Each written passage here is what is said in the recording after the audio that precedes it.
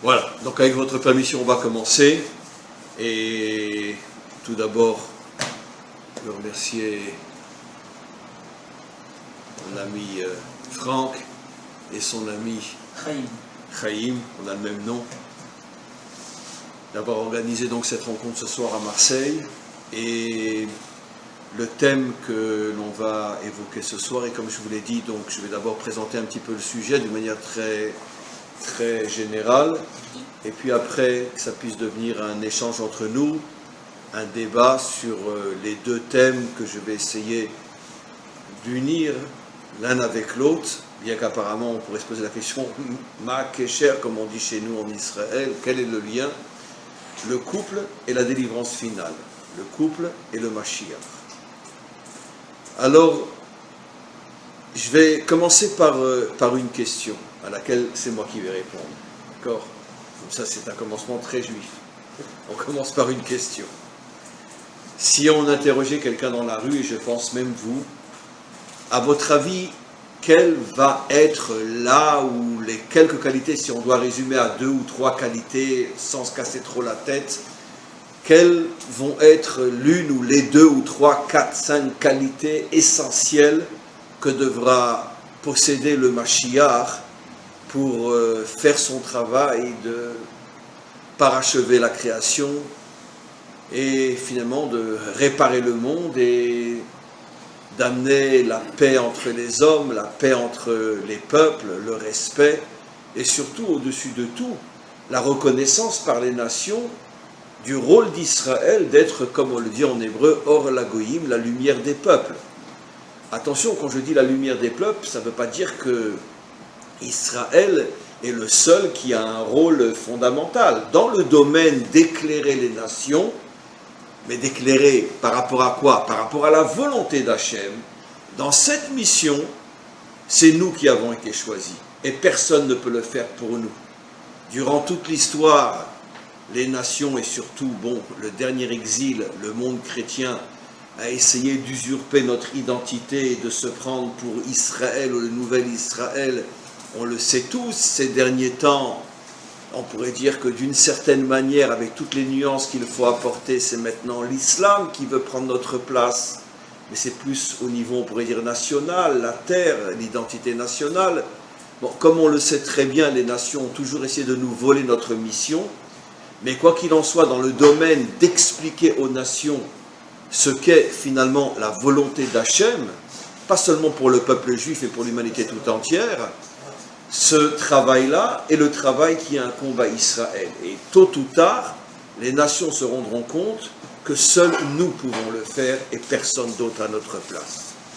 Et je pourrais déjà expliquer, mais seulement ce n'est pas le sujet, que le travail commence déjà d'une manière très profonde, quantitative et qualitative à se faire sur Terre, surtout depuis Internet, où maintenant les nations ont accès aux enseignements de la Torah. Il y a une révolution inimaginable dans le monde. Je ne pense pas que vous en êtes conscient et vous le savez, mais sachez qu'il y a une révolution inimaginable. Les nations, les goïms aujourd'hui s'ouvrent à la Torah avec amour, avec respect, et essayent de s'approcher de plus en plus du peuple juif. Ceux qui me connaissent un peu plus de près savent à quel point je suis impliqué dans ce domaine-là. Je suis en contact avec des centaines, voire même des milliers de non-juifs de par le monde, de langue française, c'est vrai. Et si je n'avais que ce travail-là, 30 heures par jour ne me suffirait pas. Tellement ce travail ne cesse d'augmenter. Rien qu'avec les nations aujourd'hui, rien qu'avec les goïms aujourd'hui. Ne parlons pas de toutes les conversions qu'il y a, c'est quelque chose de phénoménal. Mais quoi qu'il en soit, donc, c'est sûr que le Mashiach, je reviens maintenant au début du cours, le Mashiach va devoir donc être un homme. Je ne sais pas si on peut trouver dans une langue un mot qui peut définir sa grandeur. D'accord? C'est pour ça que je dis toujours avec un petit peu d'ironie cynique, l'espoir fait vivre.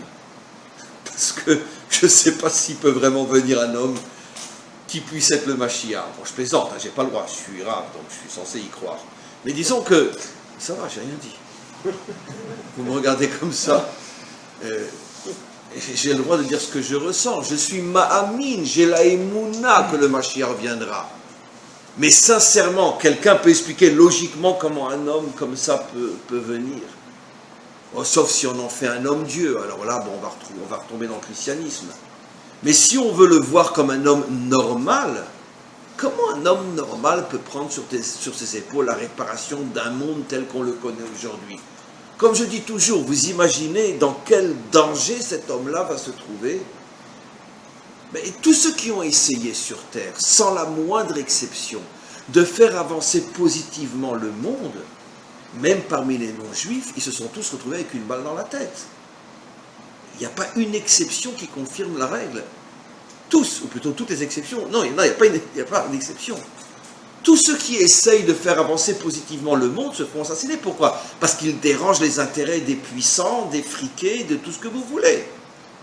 Vous imaginez que la mafia colombienne, elle va renoncer à ces milliards de dollars qu'elle fait par an, parce que va venir un Mashiach qui va leur dire « Allez, on va tous aimer le bon Dieu, et on va vivre comment ?» Donc, il faut être réaliste.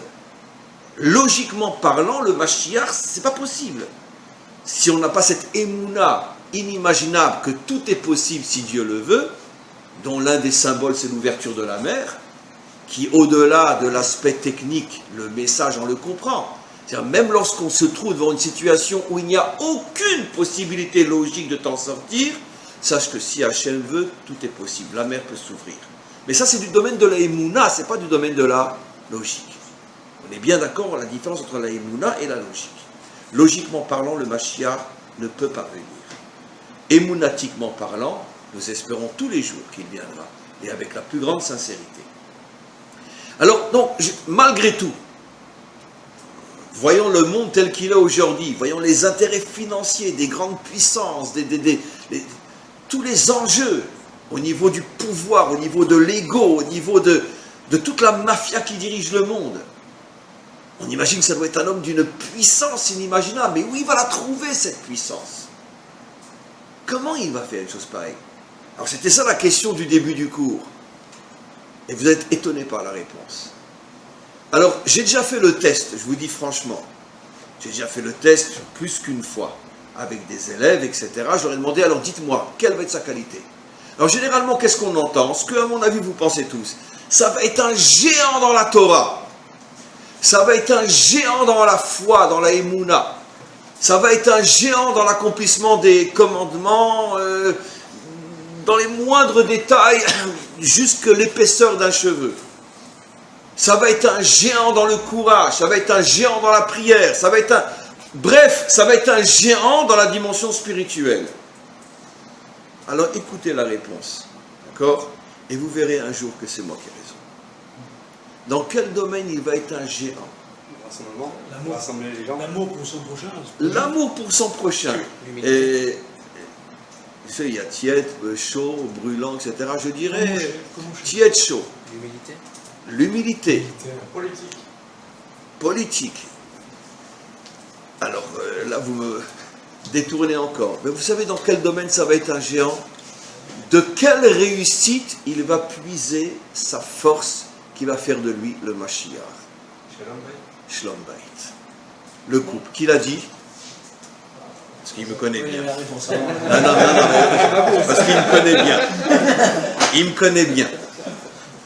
C'est la voix de son maître. Donc c'est pour ça. Et c'est pas une invention, je vais vous le prouver. Je vais vous le prouver. Je pourrais le prouver sincèrement si j'avais 10 heures devant moi. Je peux vous apporter 2000 preuves de ce que je dis. Je vais vous en apporter 2 énormes. Ou 2 ou 3. La réussite dans le couple. C'est-à-dire une réussite comme il n'y a encore jamais eu sur Terre. Une fusion totale entre lui et son épouse. Et c'est de là qu'il va puiser toutes ces forces qui vont faire de lui un surhomme. Le Rambo spirituel. Attention, je ne nie absolument pas le fait que ça sera un géant dans la Torah. Je ne nie absolument pas le fait que ça sera un géant dans la Emouna. Un géant dans l'accomplissement des mitzvot. Bekitsour, un géant dans toute la Torah sous toutes ses formes. Mais, c'est pas encore ça sa véritable source. Donnons l'exemple. Vous avez une belle voiture. Elle a de belles roues, un beau moteur, tout ce que vous voulez. Mais si vous devez résumer en une phrase, qu'est-ce qui fait avancer la voiture? C'est l'essence. D'accord? Ça peut être la plus belle voiture du monde, s'il n'y a pas d'essence, elle n'avance pas. Donc quoi qu'il en soit, c'est quand même l'essence, le point de départ, qui fait avancer la voiture. Après, évidemment, si elle a un meilleur moteur, etc., elle ira plus vite, elle sera plus sûre, elle sera tout ce que vous voulez. Mais quoi qu'il en soit, elle a besoin d'essence. De la même manière, le Mashiach, ça sera une Mercedes spirituelle, une Jaguar spirituelle, une Rolls spirituelle. Mais quoi qu'il en soit, l'essence qu'il y a dans son moteur, c'est la même essence qu'il y a dans une 2 chevaux. Et l'essence, c'est Shlom Bayit. La réussite dans le couple. Alors, je vais vous apporter d'abord quelques preuves de ce que j'énonce. Je pense que aujourd'hui, en 2019, on a quand même, j'espère, évolué, même si on n'est pas des géants dans la Torah, et j'espère qu'on n'est plus à ce niveau de penser que quand on lit la Torah, il faut la prendre à la lettre et qu'il n'y a rien derrière. D'accord? Et c'est clair que la Torah nous transmet des messages cachés, codés. D'accord? En 1945, qu'est-ce qu'on disait pour préparer le débarquement? Les carottes sont cuites. Quel rapport entre les carottes sont cuites et le débarquement en Normandie? Mais c'est un code. D'accord? Alors imaginez-vous le chef des services secrets allemands qui est censé prévenir et préparer. Il dit tout va bien, les carottes sont cuites. Voilà à quoi on ressemble lorsqu'on lit la Torah et qu'on la traduit telle qu'elle est écrite. Mais heureusement, avec tous les commentaires, surtout avec les secrets de la Torah, avec le Ari HaKadosh, avec le Zohar et la Chassidut, et tous ceux qui ont décodé la Torah, et puis aussi avec l'esprit beaucoup plus ouvert qu'on a aujourd'hui en 2019, qu'on n'avait pas il y a 200 ou 300 ans, on commence à comprendre que finalement, derrière toutes ces métaphores se cachent des secrets absolument incroyables. Où je veux en venir? Très simple. Pourquoi toute l'histoire humaine commence par une dispute entre un homme et une femme? Ben oui. Toute l'histoire humaine a commencé, l'histoire humaine biblique telle que la Torah le décrit, une dispute entre un homme et une femme. Même au niveau d'un décodage très très simple, mais tout ce que je dis, c'est nos maîtres qui le disent. Adam et Ève, selon la métaphore biblique, viennent d'être créés. D'accord? Généralement, quand on se marie, dès la première heure, dès la deuxième heure, on s'en va et on laisse sa femme toute seule. Au moins la première semaine, on est toute la journée avec elle. Et en fait, la Torah dit la première année. La première année, tu seras avec ta femme. Naki iye bebeito. La Torah, bon, personne ne peut le faire, mais la Torah prévoit que pendant 1 an, tu es toute la journée chez toi. Qui peut se le permettre? J'en sais rien, mais en tout cas, c'est ce que la Torah dit. Naki iye bebeito. Ça veut dire que tu te nettoies, naki, de toutes les autres occupations, et tu restes avec ta femme pendant 1 an. Selon la métaphore biblique, Adam et Ève viennent d'être créés. Et tout de suite, on retrouve déjà Ève toute seule. Et vient le Nachash. J'espère que personne d'entre vous croit que c'était un serpent. Je vous en supplie, n'insultez pas le bon Dieu. Heureusement que nos maîtres nous ont dit que ce n'était pas un serpent. Dans Masechet Sanhedrin, nos maîtres nous disent clairement que c'était une créature d'une puissance inimaginable, très beau, très fort, très séduisant, ce n'était pas un animal, qui avait été créé en vérité pour aider Adam et Chava à construire le monde. Au point que nos maîtres disent, jusqu'à aujourd'hui on regrette que Adam et Ève n'ont pas su gérer le Nachash, parce que si on l'avait eu à nos côtés, Masechet Sanhedrin, si on l'avait eu à nos côtés, ça fait longtemps que le monde aurait été réparé et terminé. C'est-à-dire que nos maîtres voient dans le Nachash quelqu'un qui avait le potentiel d'aider Adam et Ève à réparer le monde. Ou plutôt à parachever le monde dans le contexte biblique. D'accord. Vous savez tous que le mot Nachash a pour valeur numérique Mashiach. On y arrive. Coupe Mashiach. C'est le Ari HaKadosh qui révèle ça. Et puis tous les grands maîtres. Mashiach. Quel rapport entre un serpent et le Mashiach? Parce que ce n'est pas un serpent. Évidemment. Vous avez déjà vu un serpent qui veut séduire une femme? Mais non. Rachid dit clairement qu'elle s'est laissée séduire par lui et qu'elle a même eu une relation avec lui. Je ne vois pas comment une femme peut avoir une relation sexuelle avec un serpent. Donc c'est certainement pas un serpent. En plus, valeur numérique, Mashiach. C'est-à-dire qu'il avait une force absolument incroyable. C'est une créature codée, la Torah ne nous dit pas exactement comment il était. Mais apparemment c'était un beau gosse. D'accord. Au point que Chava a accepté une relation avec lui, d'après le Hari Akadosh, d'après nos maîtres. Oui, oui. Et Rashi fait une allusion à ça. Attends, je ne comprends pas. Elle vient de célébrer son mariage avec Adam. Qu'est-ce que tu pars avec un autre? Mais qu'est-ce que c'est cette histoire-là? Je veux dire, c'est du jamais vu. Sauf vraiment chez les mafionnaires. Je veux dire, chez nous aussi, malheureusement, il y a de plus en plus de divorces, mais pas 1 heure après le mariage quand même. Il n'y a pas une tromperie 1 heure après le mariage. Nos maîtres se posent la question, mais où il était Adam? Où il était? Pourquoi il laisse sa femme seule? Nos maîtres disent, Adam il dormait. Il dormait. Ça aussi c'est un code. Qu'est-ce qui se cache derrière ça? Il avait abandonné sa femme. Il n'était pas avec elle. Il n'était pas avec elle. Et comme la nature a horreur du vide, si le mari n'est pas avec sa femme, il y aura toujours un beau gosse qui prendra la place du mari. Ma chérie, je suis désolé que ce soir je rentre à 10h, écoutez, j'ai du travail au bureau, je ne peux pas. D'accord. 1 fois, 2 fois, 3 fois, mais si je ne te vois jamais. Une femme, elle a besoin d'amour. Vous savez que la différence entre un homme et une femme, mes amis, 99,9% des hommes qui trompent leur femme, c'est pour le plaisir, pour s'amuser. Mais ils n'en ont strictement rien à faire de la fille qu'ils vont prendre pour un soir. Parce que l'homme, il a besoin de plaisir. 99,9% des femmes qui trompent leur mari, ce n'est pas pour le plaisir. Elles sont en manque d'amour. Elles sont en manque de considération. Elles ont besoin d'être considérées, d'être vues. Et ça, l'homme, il n'arrive pas à comprendre. Parce que je dis, bon, ma femme, elle est très propre, j'ai aucun risque. Mais ce que tu ne sais pas, c'est que ta femme, elle ne va pas te tromper parce qu'elle a besoin de s'éclater. Une femme, elle ne cherche pas ça. Une femme, elle a besoin d'amour. Elle a besoin de sentir qu'elle existe. Et donc, si l'homme ne lui donne pas l'amour dont elle a besoin, la considération dont elle a besoin, eh bien, elle ira le chercher avec un serpent, quelqu'un qui va le jouer le grand jeu. C'est ça le serpent. Il va lui jouer le grand jeu de la séduction. Mais non, toi, tu es une femme bien, tu es une princesse, tu es une reine, tu mérites un roi. Moi, je serai ton roi. Parce qu'un type qui va faire sentir à une femme que c'est juste pour le plaisir, 99% des femmes, je parle même des non-juives, n'iront pas avec un type pareil. Non, non. Une femme dans sa nature, à moins qu'elle soit complètement esquintée, mais tant qu'elle est encore normale, elle cherche l'amour, elle ne cherche pas le plaisir. D'accord?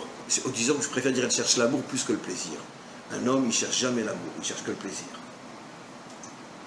Et c'est le problème de chacun. Et donc c'est ce qui s'est passé, nos maîtres disent.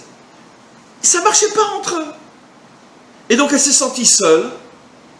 Le Nachash, qui était censé travailler avec eux, il la voit se balader toute seule, il comprend qu'il y a un problème, et puis il va lui faire le grand jeu de la séduction, en lui disant, tu sais quoi, ton mari, regarde, il est en train de ronfler, mais moi, j'ai le potentiel d'être le Mashiach, viens avec moi, toi et moi, on va construire le monde, on va sauver le monde.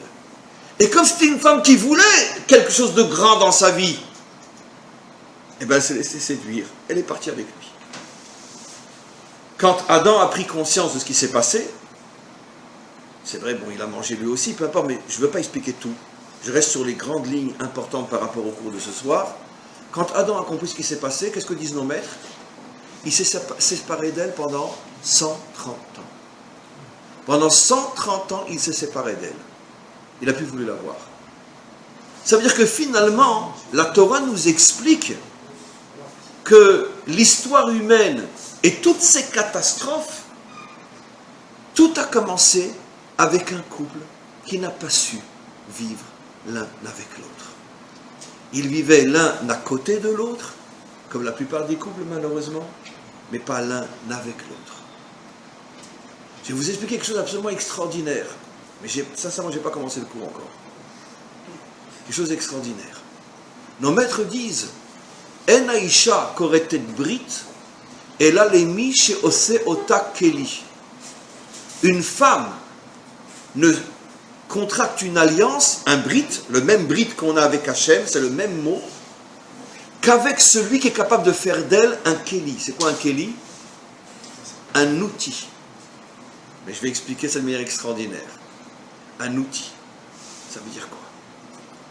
Si l'homme arrive de faire d'elle un outil, alors la femme, elle contracte un brit avec son mari. J'explique, c'est quoi le brit? Surtout que c'est le même mot utilisé pour définir la relation entre nous et Dieu. Mais la relation entre nous et Dieu, elle se situe à quel niveau? Au-dessus de la compréhension. Parce que si notre relation avec Dieu, c'est juste au niveau de la compréhension, après Auschwitz, on lui dit, dégage. D'accord? Et si on est toujours avec lui aujourd'hui, c'est que forcément, il y a un mécanisme dans notre âme qui nous permet de nous connecter à lui, même si on ne comprend rien. Et même si on a 1000 questions contre lui. Parce que, qu'est-ce qu'on n'a pas traversé dans notre histoire? Et pourquoi on est toujours attaché à lui?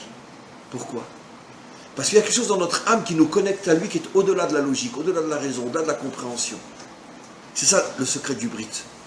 C'est pas de moi, Rachi explique. Le Brit, c'est une connexion qui est au-dessus de la logique. C'est ça le Brit. Nos maîtres nous disent, tu veux que ton épouse se connecte à toi d'une manière qui est au-dessus de la logique? Ça veut dire que même s'il y a des disputes, même s'il y a des mauvais mots, même s'il y a si, au-dessus de tout, elle est avec toi, un point c'est tout, et tu es avec elle, un point c'est tout. C'est un Brit qui est entre vous, qui est au-dessus des disputes, au-dessus des questions, au-dessus de tout ce qui fait que des fois ça va très très mal. Il faut que tu fasses d'elle un cli. Ça veut dire quoi? La réponse est extraordinaire. D'accord? Je vais prendre un exemple. Quelqu'un, c'est un homme d'affaires.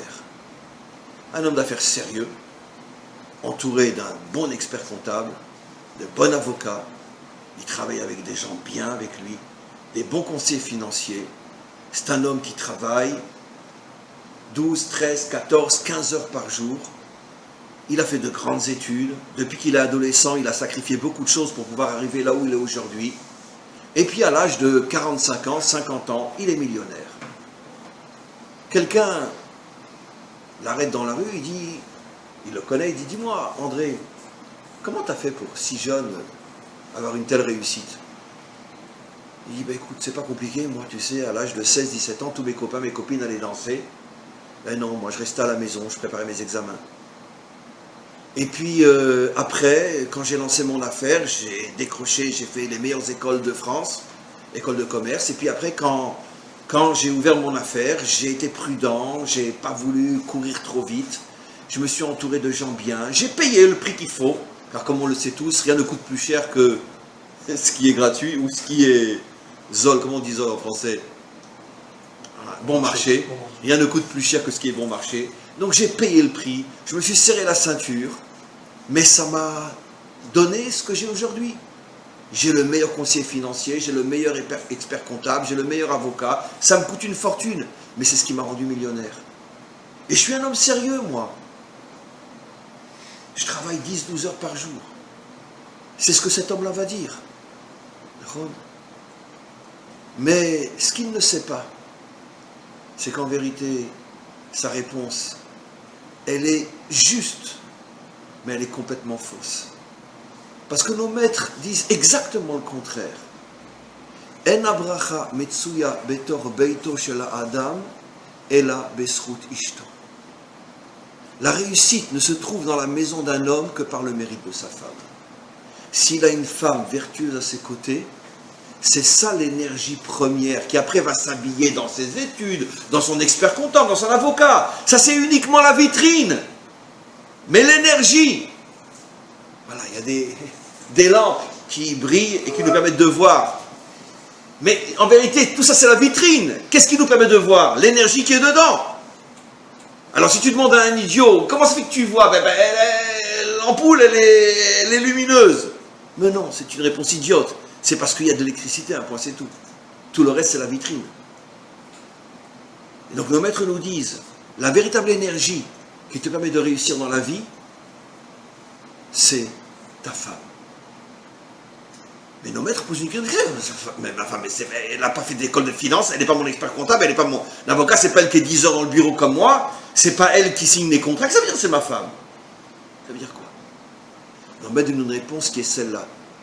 Ça veut dire que quand un homme fait sentir à sa femme, tu sais ma chérie, dans tous les domaines de ma vie, ma réussite, elle vient de toi. C'est toi en vérité mon outil de réussite. Mon premier vrai outil. C'est quoi un outil? Un outil, c'est ce qui me permet de faire ce que je dois faire. Quand je dois me rendre quelque part, je prends ma voiture, c'est mon outil. Si je suis un artisan, j'ai des outils. Si je suis un peintre, j'ai un pinceau. Si je suis un sportif, j'ai des jambes et des bras. Ou si je suis un intellectuel, j'ai mon cerveau, c'est un outil.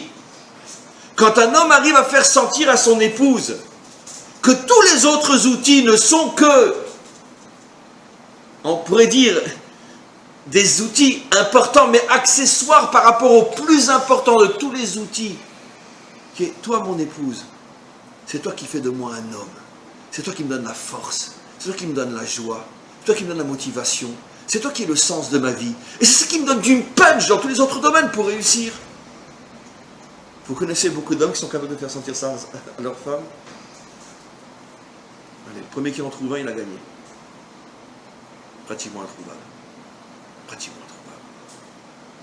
Pratiquement introuvable. Parce que personne n'y pense. Personne n'y pense. Personne n'arrive à comprendre qu'en vérité, que s'il arrive à fusionner avec son épouse, ça va lui donner de telles forces dans tous les domaines que quelle que soit la chose qu'il va toucher, il va réussir. Parce qu'il est rempli d'une énergie absolument incroyable, qui est celle que son épouse met en lui. Un autre texte du Talmud qui confirme ce que je dis. Un jour, 2 élèves du grand maître Rava, qui étudiaient énormément la Torah avec lui, mais qui délaissaient un petit peu leurs affaires personnelles. Ils avaient une femme et des enfants à la maison. Un jour, après le cours, un des élèves pose la question au maître, il dit « Maître, tu nous donnes tellement d'enseignements extraordinaires, tu ne pourrais pas nous donner un petit conseil pour, avec les quelques heures qu'on consacre à notre travail par semaine, puisque la majorité du temps on est avec toi, tu ne pourrais pas nous donner un conseil pour, en 5-6 heures de travail par semaine pour bien réussir? D'accord? Il aura des jouets en bourse. Là, écoutez, d'accord? Respectez vos femmes et vous vous enrichirez. Voilà ce que le Talmud dit. Respectez vos femmes et vous deviendrez riches. Voilà la réponse qu'il donne. Les commentaires posent la question sur ce texte du Talmud, mais qu'est-ce que ça veut dire? Quel est le lien? Et nos maîtres nous disent un truc absolument incroyable, vous allez devenir fou. Avant qu'un homme et une femme se marient, chacun a son canal, son mazal, on pourrait dire son canal de réussite, qui est branché directement de lui à en haut, pour rester dans des métaphores. Bon, vous me comprenez. J'explique les choses sans creuser trop, mais vous comprenez. Quand un homme se marie, son canal, il n'est plus comme ça, il est comme ça. Il rentre dans le canal de son épouse. C'est exactement, mes amis, la même chose que la relation sexuelle, où l'homme rentre dans son épouse. Et bien son canal rentre dans celui de son épouse. Ce qui veut dire que maintenant, son canal n'est plus comme ça, et ça rentre directement. Il est comme ça. Et le canal de son épouse est ouvert ici. Et donc le flux, il rentre dans le canal de son épouse, et après passe dans le sien. Il est entièrement tributaire du canal de son épouse. Maintenant, le problème, c'est que vous savez tous, des fois on ouvre le robinet et l'eau ne coule pas. Pourquoi? Parce que le tuyau est bouché. Eh bien, quand une femme ne se sent pas respectée, son tuyau se rétrécit. Elle est mal. Et quand son tuyau se rétrécit, à ce moment-là, il n'y a plus aucun flux qui peut couler dans le tuyau. Mais quand un homme respecte sa femme, eh bien son tuyau, il se dilate. Et à ce moment-là, il s'ouvre. Et ce tuyau reçoit un flux inimaginable qui se déverse en elle et dans son mari. Ce qui veut dire qu'en vérité, au niveau du secret profond des choses, toute la réussite matérielle et aussi spirituelle d'un homme dépend de sa femme. Je vais te poser la question dans un autre domaine.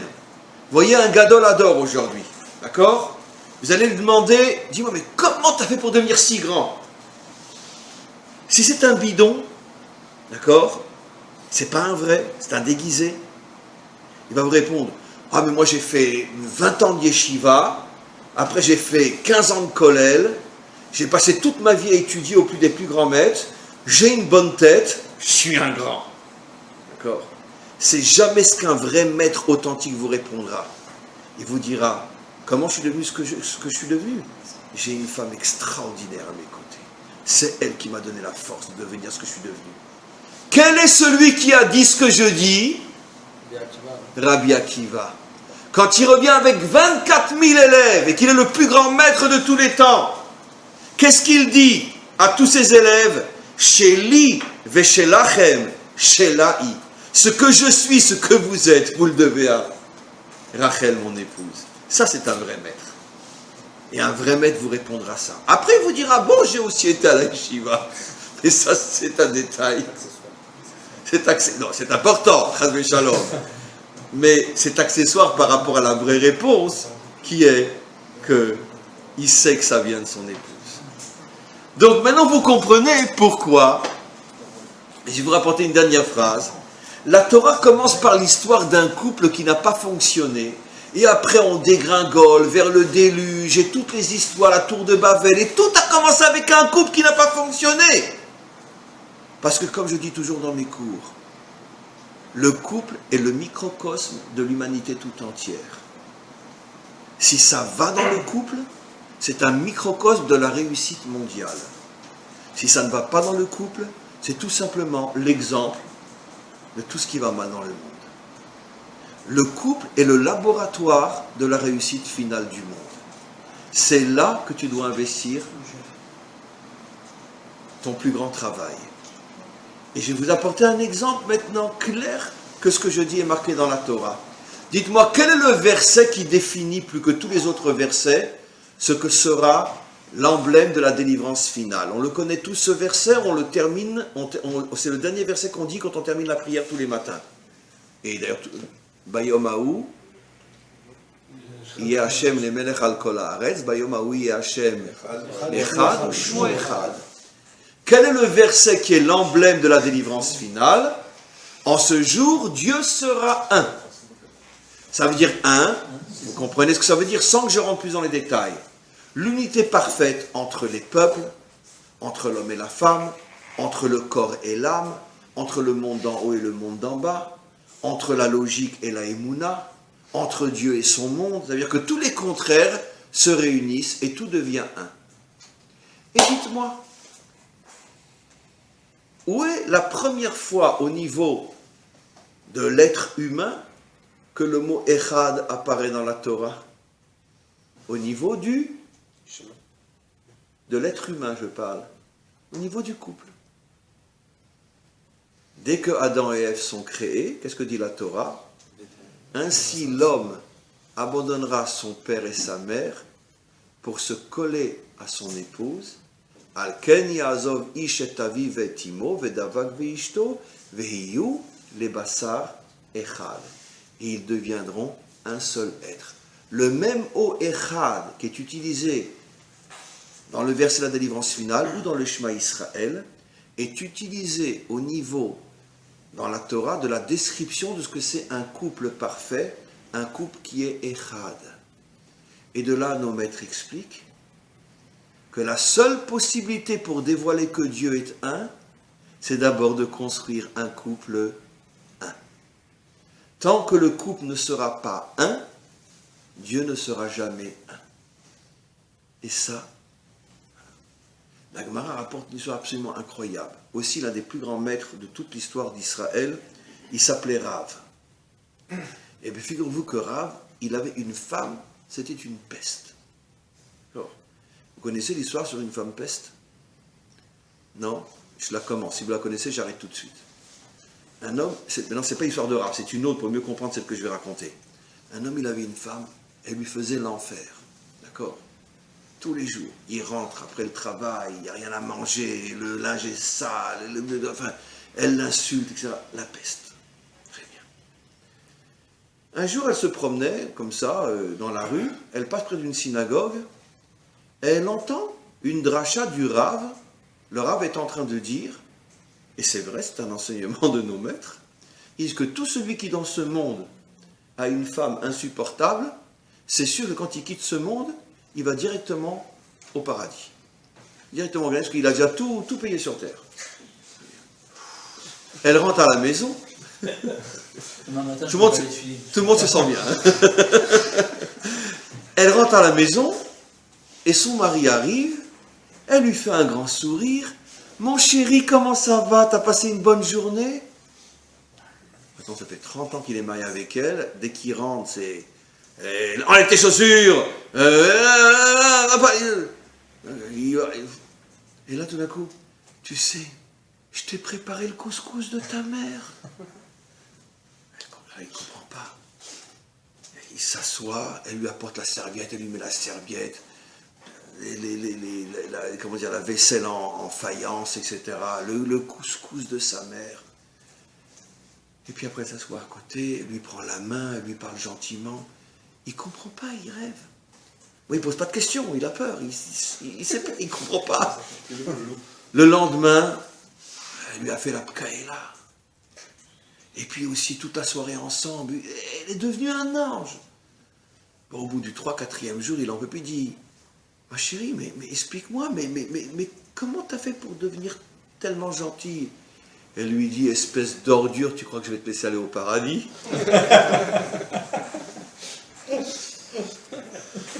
Vous avez compris? Parce que maintenant, si elle est méchante, il ira au paradis, mais si elle est gentille, il n'ira pas au paradis. Avec une espèce d'ordure, tu crois que je vais te laisser aller au paradis? Parce qu'elle avait compris ce que le rabbi l'avait dit. Donc, on ne doit pas trop être mécontent si on a une femme qui nous amène au paradis. Mais quoi qu'il en soit, on comprend de tout ce que j'ai expliqué maintenant que finalement, d'où le Mashiach va puiser sa force de la réussite de son couple. Vous voulez que je vous dise quelque chose? Ça peut pas être un célibataire. Comment? D'abord, ça ne peut pas être un célibataire. Non, mais là, c'est très sérieux. Et deuxièmement, j'oserais presque vous dire, et c'est à 90% vrai, qu'en vérité, le vrai Mashiach ne sera pas un homme. Le vrai Mashiach sera une femme. Ah. Mais pas dans le sens visible et Rimbaud, bien évidemment. Mais selon le proverbe très français aussi, derrière chaque grand homme se cache une grande femme. Il y avait une théorie de Jacques Cassady qui disait que le Mashiach sera une femme. Ouais. C'est une question qu'on m'a déjà souvent posée, j'ai toujours répondu comme ça. Généralement, c'est les femmes qui posent cette question. Oui. Mais pourquoi vous dites forcément tout le temps que le Mashiach doit être un homme? Et pourquoi ça ne serait pas une femme? Surtout dans le monde moderne, je peux comprendre la question. J'ai toujours répondu, écoutez madame, exactement la réponse que je dis. Sachez qu'en vérité, vous avez raison, vous avez tort. Au niveau de la vitrine, le Mashiach sera un homme. Parce que dans notre tradition, d'accord, une femme, c'est pas un cow-boy. Sa force, c'est justement la force cachée, comme l'âme. Qu'est-ce qui est le plus important, l'âme ou le corps? C'est l'âme. Mais qu'est-ce qui est visible, l'âme ou le corps? Le corps. Mais un homme qui a la véritable sagesse, c'est que sa véritable force, c'est pas son corps, c'est son âme. Et pourtant, l'âme, elle est cachée. Et je réponds toujours, effectivement, le corps de la délivrance sera un homme, mais l'âme de la délivrance sera une femme. Donc, c'est pas faux de dire que, sur le plan caché des choses, le Mashiach sera une femme. Ou je préfère dire tout simplement, le Mashiach sera un couple réussi. Et de là, on comprend que finalement, là où je dois investir le paquet dans mon travail au quotidien, c'est pas dans mon bureau. Ce n'est même pas encore dans mon centre d'études, si j'ai le bonheur d'être quelqu'un qui étudie tous les jours la Torah. Tout ça, c'est très important. Attention, qu'à Dieu ne plaise, je ne néglige pas ces choses-là, ni le travail, encore moins l'étude. Mais tout ça sont encore des valeurs rajoutées sur la plus essentielle de toutes, la construction de ton couple. Maintenant, pour construire ton couple, tu as besoin d'avoir une bonne parnassa, parce que c'est clair que s'il n'y a rien à manger à la maison, ça sera dur. Tu as besoin d'être un homme sage, donc être rempli de Torah. Mais ça, ce sont les ustensiles. Mais qu'est-ce que tu fais avec ces ustensiles qui sont ton argent, ta sagesse? Qu'est-ce que tu fais avec eux? Tu construis ton couple tu construis ta famille. Oui, et au contraire, je voudrais qu'il y ait des questions maintenant.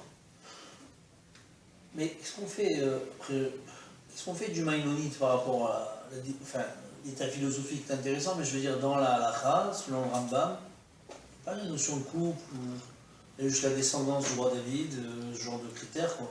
Cher ami, le Rambam, à mon avis, avec tout le respect, était d'Afka celui qu'il ne fallait pas rapporter. Ah, Puisque qu'est-ce que rapporte le Rambam? Le Rambam va beaucoup plus loin que moi encore. Il dit un homme, c'est au début de Ilchot Ishut, le Rambam dit, un homme, je vais le dire d'abord en hébreu, Tsarir le'ov et ishto kegufo, ou lechabda yoter megufo. Un homme doit aimer sa femme comme lui-même et la respecter plus que lui-même. C'est une phrase absolument incroyable. Un homme doit respecter sa femme plus qu'il se respecte lui-même. Et les commentaires donnent un exemple. D'accord? Si tu as, je vais dire un exemple idiot, mais là vous pouvez construire des empires, tu as besoin toi d'un habit, elle a besoin d'un habit. Et tu as juste la somme pour acheter un habit. Tu as l'obligation, d'après la halakha, de donner cette somme à ta femme pour qu'elle s'achète un habit, et toi tu garderas l'ancien habit. non, les femmes, ils connaissent cette halakha sans Comment? avoir lu le Rambam. Et c'est 100% vrai. Les femmes connaissent cette halakha sans avoir lu le Rambam, mais disons que à l'époque du Rambam, cette halakha elle a un sens. Parce qu'à l'époque du Rambam, c'est pas la femme qui a l'argent entre les mains. Et c'est l'homme qui décide ce qu'il fait de son argent. Aujourd'hui, vous avez 100% raison. D'abord, la majorité des femmes travaillent, elles sont beaucoup moins dépendantes de l'homme et donc elles peuvent se débrouiller seules. Mais à l'époque du Rambam, où une femme est complètement et entièrement et totalement dépendante de ce que son mari va lui donner, c'est pas évident de trouver un mari qui a besoin de se changer sa paire de chaussures, mais qui voit que sa femme en a besoin elle aussi, et il lui donne, écoute, tu sais quoi ma chérie, tiens, regarde, prends les 200 € et va t'acheter une paire de chaussures. Moi je continue. Ouais, ça coûte au moins 200 € une paire de chaussures pour une femme, non? Non, je sais pas. Vous n'avez pas vu des baskets quand même, non? Enfin, en Israël, ça coûte très cher, je peux vous dire. C'est vrai que la viande d'Israël est très chère. Pour revenir, là c'est dans l'Ichot Eshut, mais dans l'Ichot Melachim, on est vraiment dans la vraie définition messianique. Après, moi je ne critique pas, c'est une super idée, hein, l'idée du couple. Oui. Mais je veux dire, c'est réel au niveau de la halakha ou pas? Alors, précisez votre question, qu'est-ce que c'est réel? Parce que par exemple, cette phrase que le Rambam dit qu'un homme doit aimer sa femme comme lui-même et la respecter plus que lui-même est rapportée dans le Shulchan Aruch. Pas seulement dans le Mishneh Torah, c'est rapporté dans le Shulchan Aruch. C'est devenu une halakha. Et le Rambam interdit ça. C'est devenu une halakha. 2 fois par mois, enfin.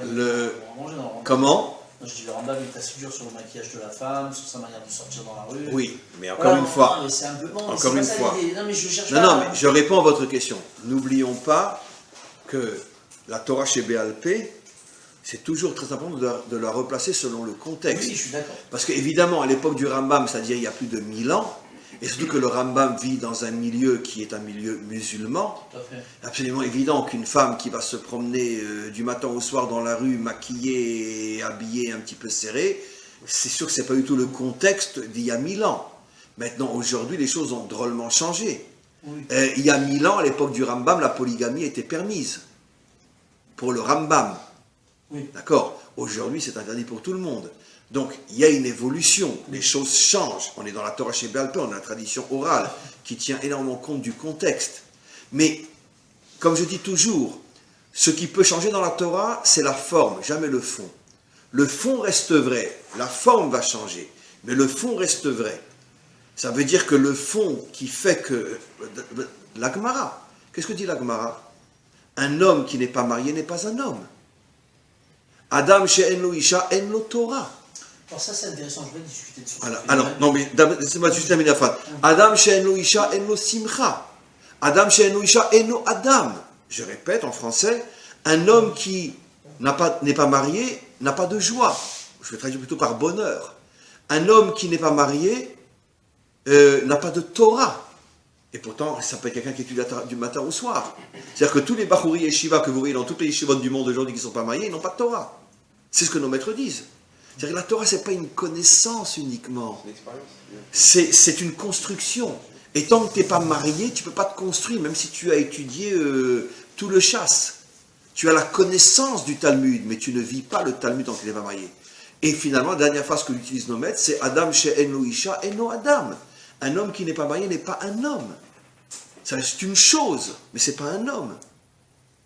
C'est pas évident. C'est quand même quelque chose de lourd à imaginer. Vous savez que dans le Talmud, et après je vous laisse poser la question, excusez-moi, mais dans le Talmud, on rapporte l'exemple de Ben Azaï, qui est le seul, c'est un maître immense, mais qui était tellement accroché et attaché à la Torah, qu'il n'a jamais voulu se marier. Et nos maîtres disent aussi, en rentrant dans les détails, qu'il n'en éprouvait pas le besoin non plus. Ça veut dire qu'il n'avait pas besoin de travailler sur lui. Il était tellement, on pourrait dire, collé à la Torah, que finalement, ce besoin physique, il l'avait complètement surmonté. Et c'était potentiellement l'un des plus grands maîtres de son temps. D'ailleurs, souvent, nos maîtres disent, seulement si j'avais pu être comme lui. Vous savez comment il a terminé, lui qui ne s'est jamais marié? Il a terminé fou. Il a terminé fou, c'est devenu un pauvre type, un malade mental, un débile mental qui a terminé dans un asile. Qu'est-ce que la Torah veut nous faire comprendre? Qu'est-ce que nos maîtres veulent nous faire comprendre ici? Tu peux être un géant dans la Torah. Tu peux être quelqu'un qui n'a aucun besoin sexuel, etc. Et tu es un homme propre. C'est pas quelqu'un qui faisait des saletés en cachette. Vraiment, c'est quelqu'un qui était entièrement spirituel. Mais comme il n'était pas marié, c'était pas un homme. Et donc il a terminé dans un asile. Ça veut dire que nos maîtres sont très durs à ce sujet-là. Rien ne peut te préserver de la catastrophe, même si tu es le plus grand maître de ton temps. Si tu n'es pas marié, c'est sûr que tu vas droit à la catastrophe. Et on pourrait rapporter combien de textes qui nous montrent que finalement, et c'est quelque chose qui est, encore une fois, je dirais presque du grand public complètement méconnu, même du monde rabbinique pratiquement pas enseigné, et en vérité, le point essentiel que l'on devrait enseigner, sur lequel on devrait revenir, c'est que finalement, le vrai travail qu'on doit réaliser sur Terre, pour se construire, pour devenir quelqu'un de grand, c'est la réussite du couple. Et la première fois qu'un couple va être complètement construit dans l'histoire humaine, parce que ce n'a jamais été le cas, jamais, David Ameller, qui était pourtant un homme immense, il a vraiment réussi dans sa vie de couple? Pas tellement. Vous savez qu'il avait, parmi ses 18 femmes, il en avait une qu'il appelait ma biche.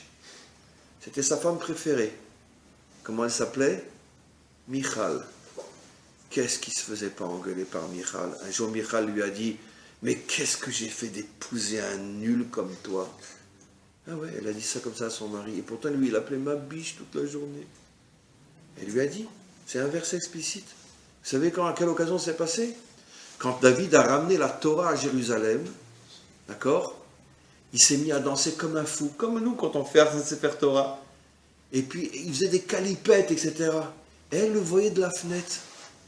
Quand il est rentré à la maison, il lui a dit, mais t'es un nul, mais comment tu te comportes? Mais j'ai honte d'être marié à un débile comme toi. Comme ça. Et pourtant, c'était sa femme préférée. Donc même David n'a pas eu tellement, avec Bathsheba, n'en parlons pas, parce que ça a très mal commencé, ils ont perdu un enfant, et vous connaissez toute l'histoire avec Uriah, etc. Bon, bref. Shlomo Ameler, il a réussi sa vie de couple dans la Bible. Moshe a réussi sa vie de couple. Alors lui, il est l'exemple du ratage total. Et toute sa vie, il n'avait pas été avec sa femme. Il s'est marié à l'âge de 80 ans, il a vécu avec elle 2 ans, le temps de faire 2 gosses, et après pendant 40 ans, il ne l'a pas touché. Ah oui, au point que... c'est cette semaine, hein, Baalotecha, qu'il va se faire engueuler par Myriam. C'est la paracha de cette semaine, chez vous, parce que nous on en avance une paracha. Ouais. Plutôt c'est vous qui êtes en retard, nous on est normal. mais quoi qu'il en soit, voilà. Donc Moshe, sa vie de couple, c'est pas super, ni David, ni... Prenez, je veux dire, Yaakov, la dispute, Léa, Rachel, machin. On n'a pas un exemple vraiment d'une fusion, d'une harmonie, d'un couple parfait. Vous savez pourquoi? Ils ont réussi, ces gens. Comment? Ils ont réussi. Réussi, c'est sûr. Mais c'est pas la perfection absolue. Il y avait des tensions, il y avait des... Rivka et Yitzhak, c'est logique. Comment? Rivka et Yitzhak. Rivka, elle n'a pas arrêté de rouler son mari. Elle lui passe derrière le dos avec l'histoire de Jacob et Esav. Et c'est pas assez. Un couple qui fusionne, on s'explique, on discute, on a le courage de s'exprimer. Rivka, sent qu'elle n'arrivera pas à parler avec son mari.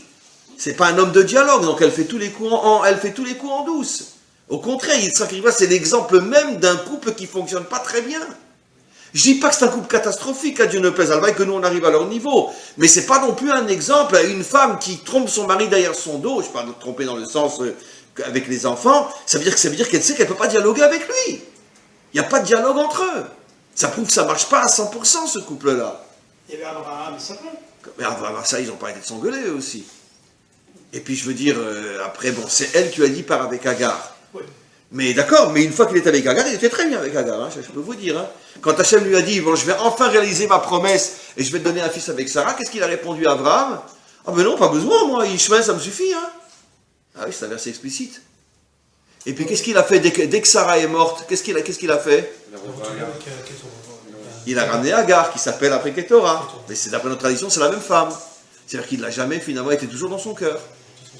Ça veut dire que finalement, bon, c'est vrai que c'est pas lui qui a été la chercher, mais quoi qu'il en soit, une fois qu'il était avec elle, Sarah, c'était plus son Dieu. C'est-à-dire qu'on n'a pas vraiment d'exemple dans toute la Torah d'un couple qui serait vraiment waouh.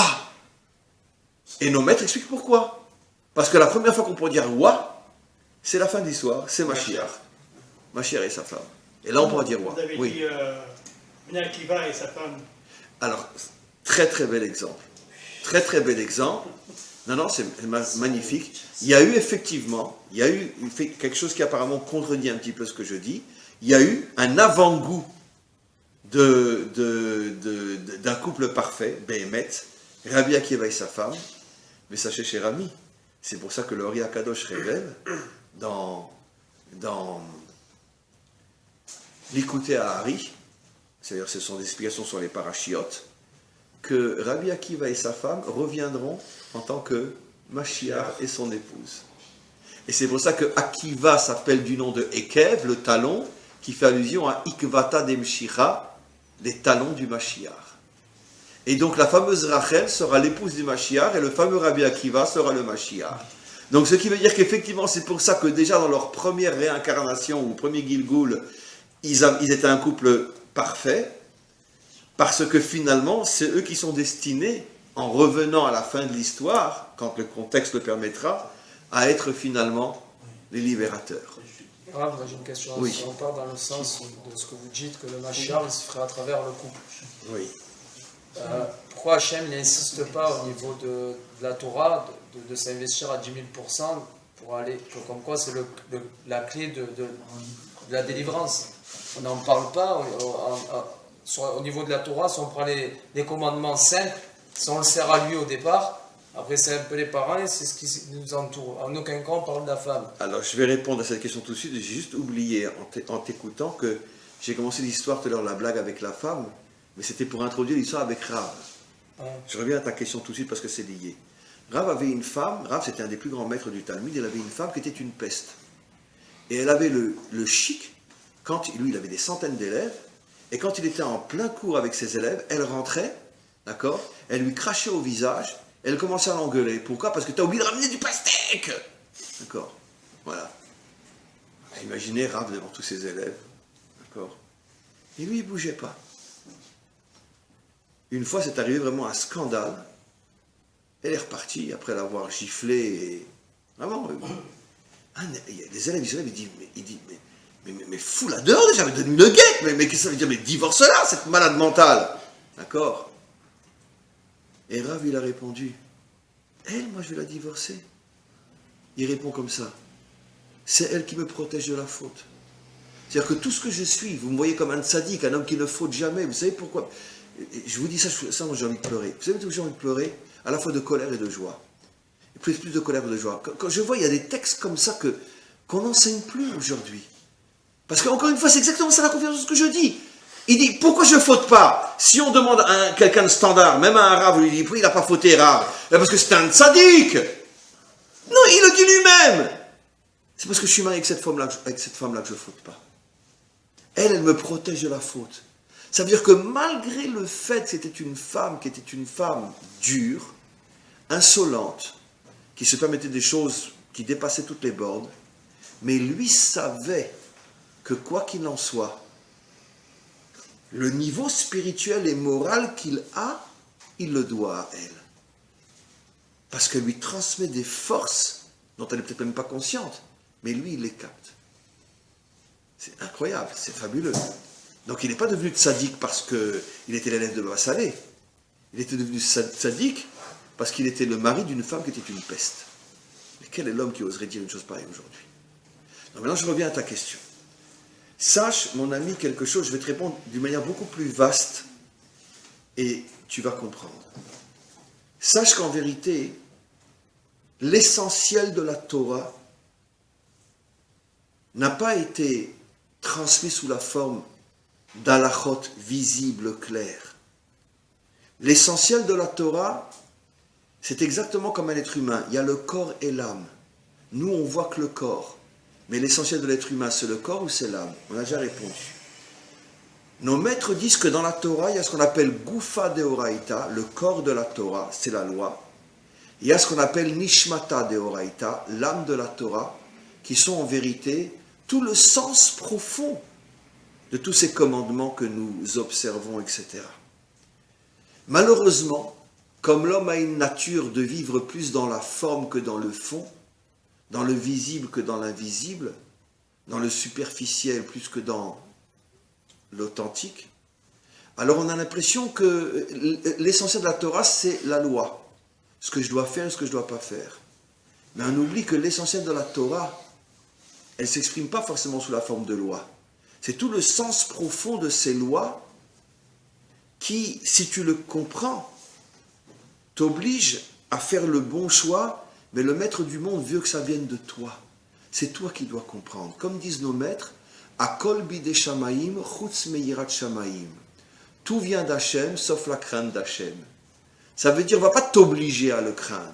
Tu dois le comprendre. Et sache, mon ami, que les choses les plus importantes de la Torah sont beaucoup moins visibles que les choses les moins importantes de la Torah. Et maintenant, je vais te donner un exemple incroyable qui n'est pas de moi, qu'entre autres, les maîtres qui s'occupent de comprendre profondément la Torah nous expliquent. Ils nous disent la chose suivante. Il y a deux choses, et c'est important de le savoir, qui détruisent pratiquement à 100% l'âme d'un juif, qui fait que ça va devenir une ruine sur le plan spirituel et moral. C'est-à-dire, il ne pourra pas se connecter vraiment à Hachem. La nourriture et le rapport avec une femme, donc la nourriture non cachère et le rapport avec une femme qui ne respecte pas les lois de Nida, de la pureté. Ça veut dire qu'elle ne compte pas les jours, à pire encore si tu vas avec elle pendant la période ou juste après, qu'elle n'a pas été au mikvé, etc. Ce sont les deux choses qui détruisent le plus. C'est comme si tu te mettais une bombe dans ton âme. Ces deux choses-là. Tu ne manges pas cachère, ou tu as une relation avec une femme qui ne respecte pas les règles données par la Torah sur la pureté familiale. Et nos maîtres rapportent quelque chose de fou, je ne sais pas si tu y as déjà pensé. Comment les deux choses, finalement, dont toute la force de mon âme dépend de ça, la Torah fait entièrement confiance et uniquement confiance à la femme, et l'homme n'a même pas son mot à dire. Ben oui, dis-moi. Tu vérifies derrière ta femme si elle fait les choses comme il faut ou non, si elle a vérifié, si elle a toujours du sang ou pas du sang, et s'il a vu une tâche qui était problématique, si elle a eu le courage de poser la question, pas poser la question, je dis mais non, c'est pas grave, c'est rien, etc. Tu as vérifié tout ça, tu as vérifié même si elle va au mikvé. D'accord? Elle dit voilà mon mari, j'ai au mikvé, je suis permise. Donc tu lui fais entièrement confiance. Et pour la nourriture, tu vérifies ce qu'elle a acheté, etc. Tu regardes, tu es chaque chose qu'elle te sert, tu dis apporte-moi le paquet, je voudrais voir quel cache-route c'est. Même les plus grands tzadikim ne font pas ça. Tu penses que Baba Saleh, demander des comptes à sa femme, s'il peut aller avec elle ou non, ou si c'est cachère ou non. Globalement, ils ont parlé globalement du truc, et puis après, il lui fait entièrement confiance. Ça veut dire que les deux choses dont la réussite spirituelle dépend de ces deux choses, et tu vois que la Torah l'a confié entièrement à la femme. Tu vois l'importance que la Torah donne à la femme? Mais ça, on ne remarque pas si c'est pas dit. Et malheureusement, on l'enseigne peu. Tu te rends compte que finalement, la Torah place la femme à un niveau inimaginable, où tout mon avenir finalement spirituel dépend de ce qu'elle va faire. D'accord? Excusez-moi de rentrer dans les détails, mais elle a une tache qui pourrait être marron ou rouge. Mais elle a tellement envie d'être avec son mari qu'elle va dire, bah, c'est du marron, allez, c'est rien. Et en vérité, si tu regardes bien, c'est du rouge. D'accord? Son mari va aller avec elle, elle va le détruire. C'est un terroriste. Elle lui a fait sauter une bombe dans son âme parce qu'en vérité, c'était une tache rouge. Et elle a décidé que ce n'était pas rouge. Comprends? Ça veut dire que finalement, que toute ma réussite, tout mon avenir, en tant que juif, dépend de mon épouse. Pareil pour ce que je mange. Et la Torah dit à l'homme, tu te tais, tu lui fais confiance. Tu vois à quel niveau? Comme je dis toujours, des fois des femmes demandent, ils disent, Rav, où est la place de la Torah où est la place de la femme dans la Torah? Et je réponds toujours, écoutez, dites-moi d'abord où est la place de l'homme dans la Torah. Parce que la Torah ne parle que de la femme. Alors elle me pose la question, mais enfin, Rav, c'est pas vrai. Et je leur explique cette histoire-là, si j'ai le temps, etc. Et c'est vrai qu'elles sortent renforcées, elles disent, mais c'est vrai, on n'y avait jamais pensé. On n'avait jamais pensé, mais où la Torah nous situe? On est au-dessus des hommes. La femme de Baba Salé est au-dessus de Baba Salé. Parce que toute la réussite de Baba Salé dépend de comment sa femme va se comporter avec le problème de Taharat HaMishpacha. Et Baba Salé, il ne va pas se permettre de dire à sa femme, ah, apporte-moi des preuves que je peux aller avec toi. C'est évident qu'il lui fait entièrement confiance. Donc tout son avenir spirituel dépend finalement de sa femme. Donc finalement, l'avenir des hommes est entre les mains des femmes. Et donc on a bien la preuve. Et il y en a beaucoup d'autres, comme quoi finalement... Alors maintenant, si tu es un couple où il n'y a pas vraiment une fusion entre elle et toi, bah elle sera moins intentionnée dans les problèmes de cache-route, elle sera moins intentionnée dans les problèmes de pureté familiale, puisque de toute façon, comme elle n'en a rien à faire de toi, alors bon, elle va regarder plus ou moins, mais d'accord. Mais si vraiment tu es toute sa vie, parce qu'elle sait qu'elle aussi, elle est toute ta vie, mais le moindre problème, elle va se couper en quatre pour ne pas te causer un tort. Donc finalement, plus tu investis dans ton couple, et plus tu vas t'élever sur le plan moral et spirituel. Et c'est ce que le Mashiach va comprendre, et c'est pour ça que sa priorité, ce sera la construction de son couple.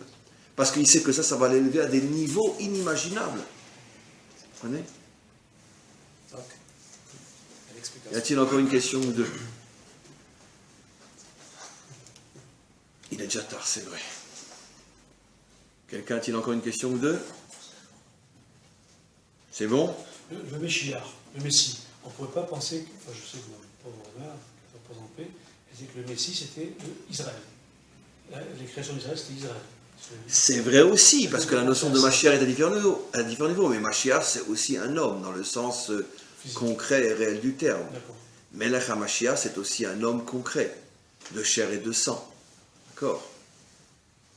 Et je veux dire, il mangera comme nous, et ça lui arrivera de rôter aussi, et il ira une fois ou deux par jour aux toilettes.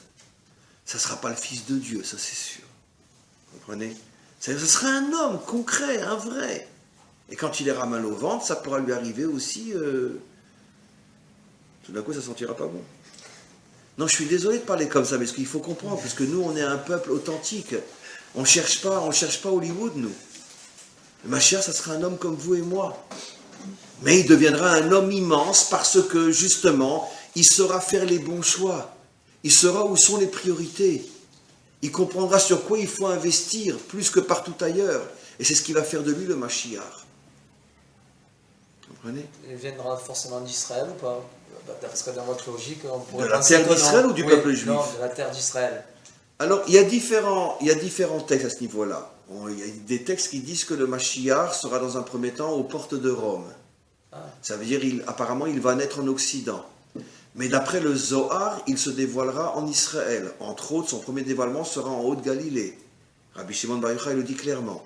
Donc, ce n'est pas des contradictions. Apparemment, si on prend tous les textes qu'on a, il semblerait que le Mashiach ne naîtra pas en Israël, mais par contre se dévoilera en Israël. Ça oui. Parce qu'il y a un texte dans le Talmud et dans le Zohar qui dit qu'il se trouve aux portes de Rome. C'est une métaphore bien sûr, mais pour nous faire comprendre dans le langage moderne qu'il est aussi dans le monde occidental. Et d'un autre côté, on nous dit qu'il se dévoilera en Haute-Galilée. Donc, beaucoup de commentaires disent que ce n'est pas une contradiction. Il va naître en Galoute, dans le monde occidental, mais son dévoilement se fera en Eretz Israël. J'ai deux questions, si vous me permettez. À chaque génération, il y a un Mashiach. Oui. Alors ça aussi, c'est un enseignement très connu et unanime de tous les maîtres d'Israël. Le Mashiach est né pour la première fois au moment où Titus rentrait dans le Saint des Saints et qu'il a mis le feu, il a fait les pieds, il a d'abord amené une prostituée, il a pris la Torah qu'il a mis comme une table, comme un lit, il a été avec la prostituée sur la Torah pour la souiller, et après il a mis le feu. Au moment où il a allumé le feu dans le Kodesh HaKodashim, à ce moment-là, une femme en Galilée a poussé un cri et est sorti pour la première fois un fils de David, c'est des siècles après, qui avait la potentialité d'être le Mashiach. Et le Bartonora, il le dit dans le livre de Ruth, et c'est repris par le Hari HaKadosh, explique que ça fait 2000 ans que l'âme du Mashiach ne quitte plus ce monde. Ça veut dire que dans chaque génération, il est dans un enfant qui naît, qui va atteindre un certain âge, il est là, il est potentiellement le Mashiach. Si la génération le mérite, il se dévoile. Si la génération ne le mérite pas, il va vivre jusqu'à 70, 80, 120 ans, il meurt, son âme sort, mais elle ne monte pas là-haut, elle est tout de suite remise dans un nouveau fils de David qui a la potentialité dans la prochaine génération d'être lui aussi le Mashiach. Donc il est en Gilgoul depuis... Ça veut dire qu'il est en Gilgoul depuis 2000 ans.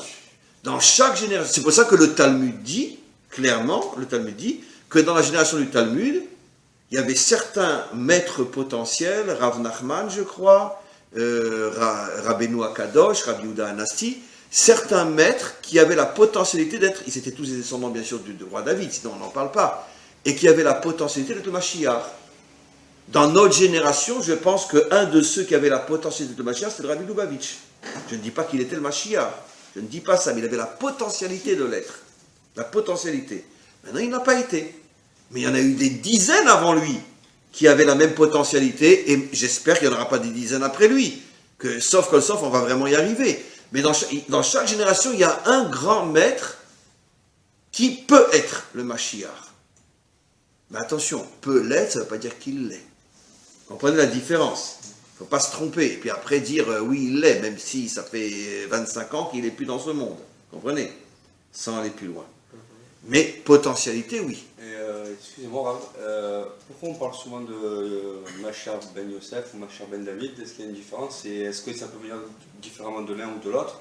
Ou est-ce que c'est forcément en fait, les deux en même temps Alors, il y a différents avis à ce niveau-là. L'avis de la Chassidoute, qui est mon courant à moi, quand je dis Chassidoute, c'est Chassidoute Klali, ça veut dire tous les courants chassidiques, parce que ça vient du Baal Shem Tov, explique qu'en vérité, Mashiach ben Yosef, Mashiach ben David, c'est tout simplement le Mashiach lui-même, mais 2 niveaux d'âme. C'est-à-dire que, comme vous le savez, l'âme a 5 niveaux. Du bas vers le haut, Nefesh, Ruach, Neshama, Chaya, Yechida. Alors, c'est rapporté dans la Chassidoute que le Mashiach, chacun de ces niveaux d'âme correspondra à, si vous voulez, à une sorte de réincarnation d'une partie de l'âme d'un des géants que je vais citer. Le Nefesh du Mashiach sera le Nefesh de David. le rouar du Mashiach sera le rouar de Yosef, Mashiach ben Yosef. La neshama du Mashiach sera la neshama de Moshe Rabbeinu. La chaya du Mashiach sera la chaya de Adam Arishon. Et la yechida du Mashiach sera la yechida du Mashiach lui-même. Et c'est ça, Mashiach ben David, Mashiach ben Yosef. Mashiach ben David, c'est-à-dire qu'il aura le nefesh de David. Mashiach ben Yosef, il aura le rouar de Yosef. Mais c'est qu'une seule même personne. Mais c'est qu'une seule même personne. Il y a d'autres réponses et d'autres courants. Mais ça, c'est le courant que moi, je suis, et c'est celui que je pense être le vrai. C'est ce qu'a enseigné le Baal Shem Tov. Dans la même personne se trouve à la fois David et Yosef. Mashiach ben David, Mashiach ben Yosef. Voilà, on va s'arrêter là pour aujourd'hui. Je pense qu'on peut faire Arvit et au plaisir de vous revoir. Be'ezrat Hashem. Que des bonnes choses.